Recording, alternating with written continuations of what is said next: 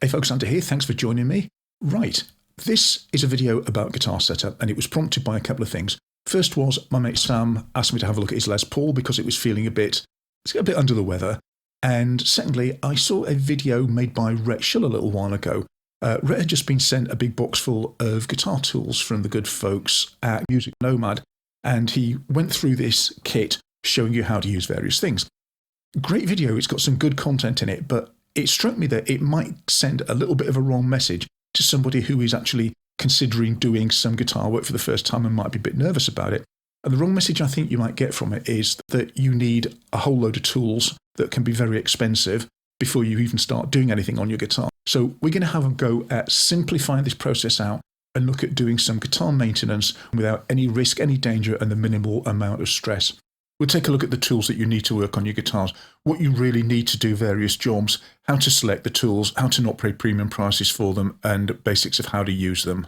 So a starting point for this is we're going to sort of split up things that you can do on your guitar into two categories. One is a player setup and one is like a workshop setup. And a player setup is where you are adjusting things that are intended to be adjusted. So we're not going to cut anything, we're not going to remove parts and replace parts unless they're simple, screw off and replace with an identical matching component.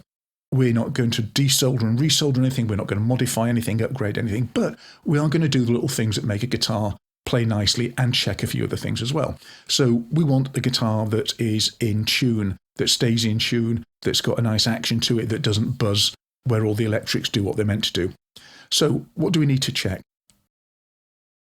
We'll start off with the electrics, make sure that the pickups are working, that the selector switch does what we think it should, that the pots control the right function, so the volume and tones do volume and tone, that they turn without any crackles or snaps.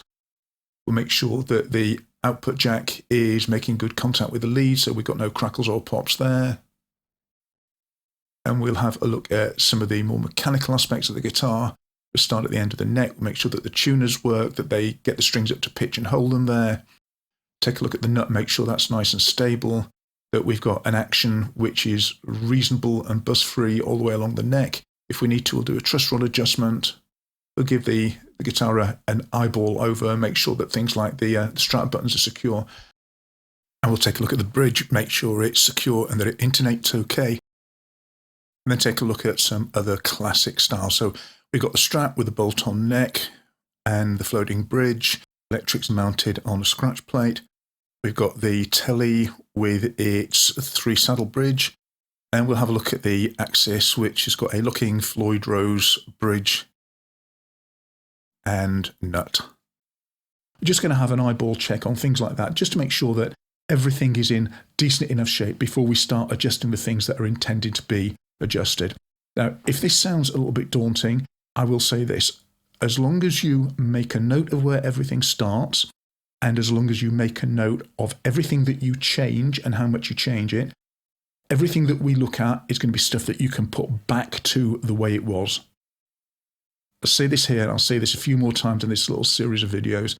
If there's anything that you're nervous about, stop and get someone who knows what they're about to do. Don't destroy your instrument for the sake of feeling that you have to have a go at it. But by the same token, don't feel that this stuff is so threatening that you really can't get in and do. Guitar setups are not desperately expensive to have done, but it's still money that could go towards, lessons or an upgraded part or just having fun or paying your electricity bill these days. So, okay, I hope this is useful. In the next video, we're actually going to have a look at a little bit of the detail about how we will drill into checking out the electrics, looking at some of the things that we can maybe adjust, and also some of the things that we might need to put on another list, things that actually need attention or that we might want to upgrade. Okay, I'm Andy Picker. Look after yourselves and I'll see you next time out.